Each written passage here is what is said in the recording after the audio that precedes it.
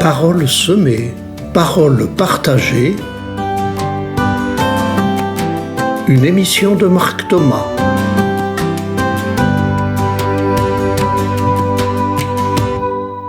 Bonjour chers amis auditrices et auditeurs.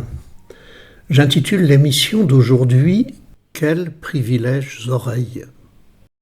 En effet, actuellement à La Réunion s'exprime un débat, des tensions entre créoles natifs de l'île et oreilles natifs de France hexagonale, qui pointent parfois légitimement un privilège oreilles dont seraient victimes les créoles dans la vie publique, administrative et culturelle de l'île.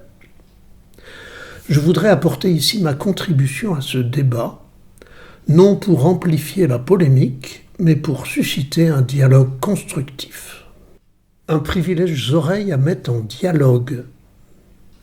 J'ai ressenti ce privilège oreilles quand j'animais des formations au CHU de Saint-Pierre avec des infirmiers, infirmières et aides-soignantes créoles qui évoquaient l'autoritarisme dominateur de certains médecins qui ne voulaient pas prendre en compte les spécificités locales. J'ai ressenti ce privilège oreilles aussi quand j'ai remarqué que devant moi, oreilles, certains créoles se sentaient mal à l'aise ou se tenaient à distance. Et j'ai cru ressentir qu'ils me voyaient d'abord comme l'héritier du peuple colonisateur et esclavagiste. J'ai vu sur les murs des affichages « oreilles dehors ». J'ai vu certains oreilles venir vers moi et j'ai dû parfois refuser qu'on me fasse passer devant les créoles. J'ai animé des groupes de supervision pour des professionnels à La Réunion. J'ai mesuré la difficulté de faire entendre aux directions de ces organismes ce que les professionnels exprimaient sur leurs conditions de travail. Cela m'a d'ailleurs valu 2 fois d'être remercié sans dialogue possible, au moins une fois par un collègue oreille. Oui, ce débat sur le privilège oreilles me paraît légitime, à condition qu'il permette à chacun de s'exprimer et de s'accueillir mutuellement avec nos sensibilités différentes, parfois exacerbées par notre histoire. Alors j'ai intitulé cette émission « Quels privilèges oreilles ?» et j'ai voulu me laisser interroger moi-même par cette question.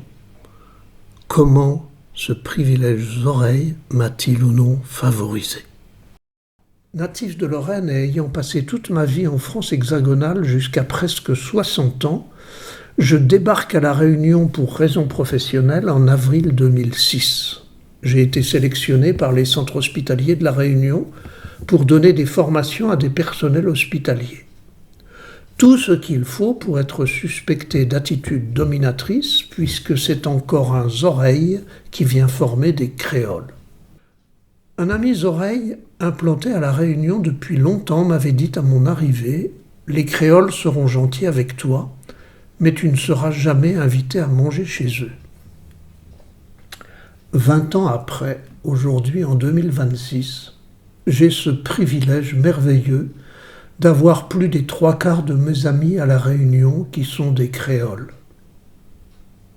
Je pense à Patricia, créole originaire de Saint-Joseph, et Patricia m'a fait connaître sa grande famille et m'a invité à venir fêter en famille chaque Noël et de nombreux anniversaires.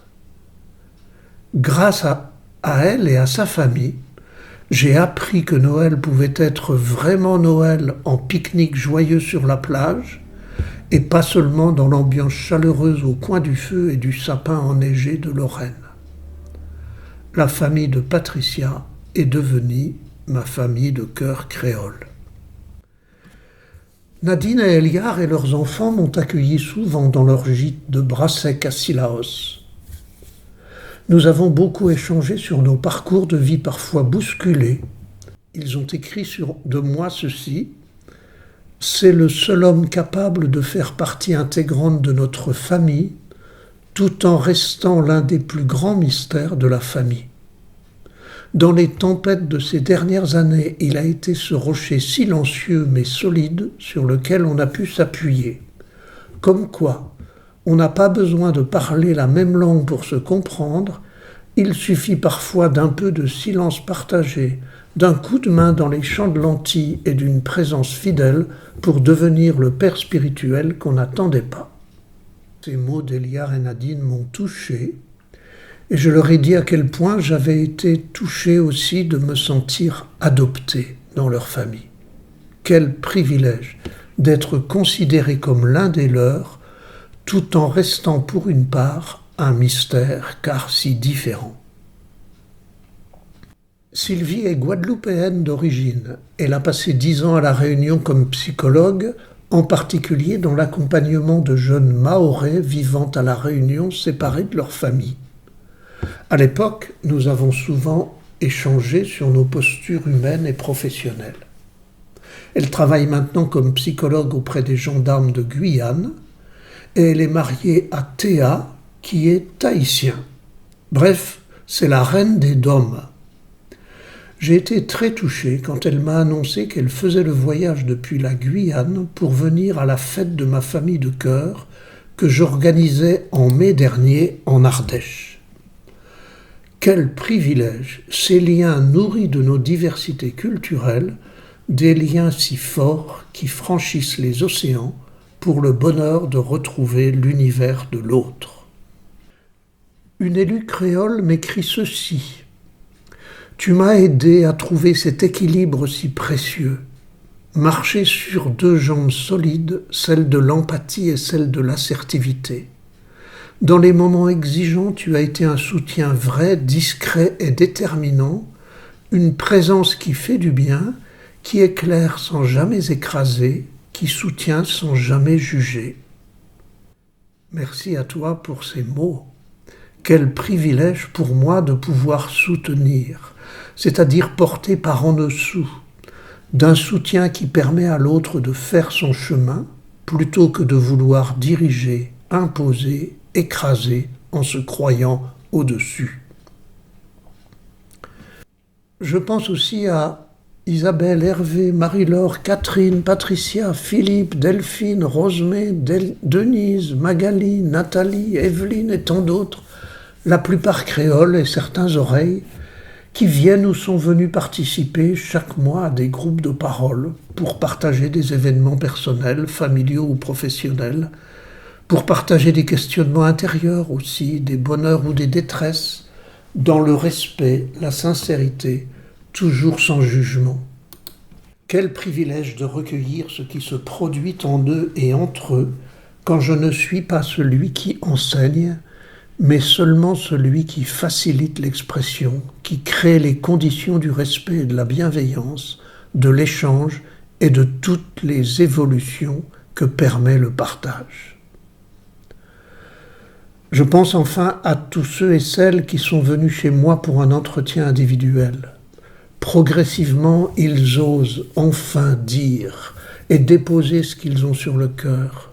Ils désinfectent et cicatrisent leurs blessures intérieures. Ils explorent leurs ressources personnelles. Ils ouvrent leur univers familial. Ils peuvent vivre et laisser jaillir leurs émotions. Ils se sentent enfin libres dans cet espace protégé. Certains découvrent que leur mémoire inconsciente d'esclavage les maintient dans des attitudes de silence, dans des postures d'infériorité ou de soumission, dans l'acceptation d'une autorité sans dialogue, dans la peur de ce que les autres vont penser. Quel privilège pour moi d'être témoin de toutes ces éclosions libératrices. Quel privilège d'expérimenter cette confiance réciproque qui libère la parole, malgré nos diversités créoles oreilles, malgré nos différences d'âge, de sexe, de religion. Privilège d'être simplement ensemble des humains différents qui s'écoutent mutuellement dans le respect et la délicatesse. Tout ce que je décris là ne me concerne pas moi seulement, Marc Thomas. Ça concerne aussi tant d'autres, oreilles ou créoles, qui écoutent, accompagnent, soutiennent.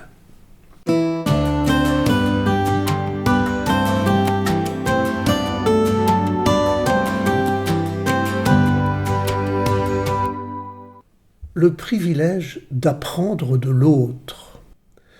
Gilbert Aubry, évêque de La Réunion pendant presque 50 ans, m'a souvent dit que le créole réunionnais a un tempérament volcanique, parfois à fleur de peau.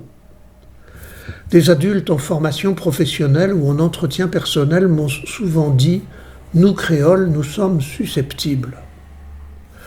À l'évêque, comme à ceux-là, j'ai souvent répondu « Vous n'êtes pas les seuls, les oreilles aussi peuvent être colériques et avec une sensibilité blessée à fleur de peau. » J'ai cependant appris à découvrir à La Réunion combien l'histoire coloniale et la mémoire d'esclavage donnaient un caractère spécifique, souvent inconscient, au tempérament et aux postures des créoles, et aux relations entre créoles et oreilles. Il est nécessaire de traiter ces ressentis avec beaucoup de délicatesse et de respect. J'ai beaucoup appris depuis 20 ans que je suis à La Réunion. Comme j'avais beaucoup appris lorsque, étudiant de 20 ans que j'étais en 1968, j'ai effectué 2 ans de coopération au cœur de la forêt centrafricaine. Déstabilisé alors dans mes concepts et mes modes de vie occidentaux et dans ma culture d'étudiant intellectuel, j'avais découvert en Centrafrique la sagesse des anciens.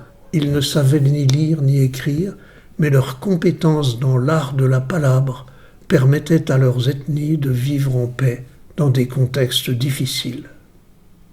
En arrivant à La Réunion à l'orée du 3e âge, une nouvelle étape imprévue m'attendait. Étape personnelle et professionnelle.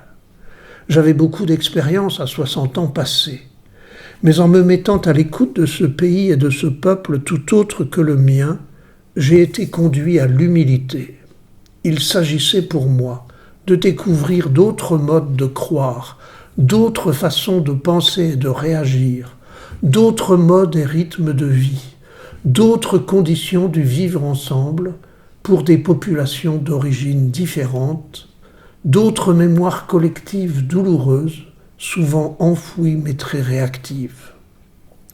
Découvrir l'autre et rester moi-même dans une démarche d'enrichissement mutuel.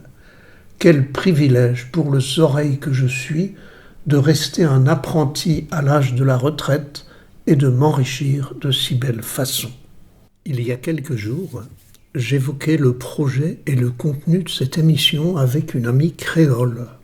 Elle me dit alors « S'il est légitime de parler de privilèges Zoreille, il faut aussi parler du privilège créole. » En 1998, j'écrivais ceci à partir de mon expérience en Centrafrique et je l'applique bien volontiers à notre débat d'aujourd'hui sur le privilège Zoreille.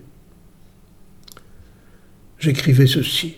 « L'inconfort de cette altérité m'est apparu comme condition de l'échange. Il s'agit de sortir de soi sans pouvoir vraiment entrer chez l'autre. Cela crée une distance, une tension et une frustration incontournables pour que chacun reste l'autre à la rencontre de l'autre. C'est dans cet espace de distance que peut se construire la fécondité de la relation.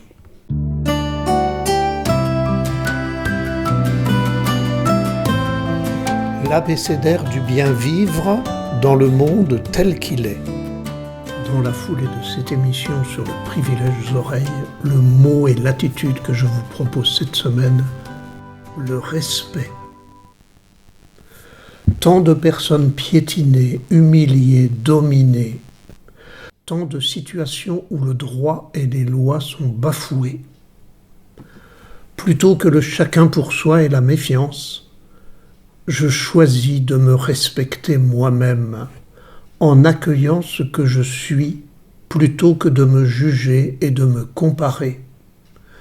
Je me respecte dans mes fatigues et mes enthousiasmes, dans mes limites et mes capacités, dans mes peurs et dans mes désirs. Je me respecte en prenant soin de tout cela. J'exige d'être respecté dans ce que je suis. Je me protège de tout ce qui me défigure.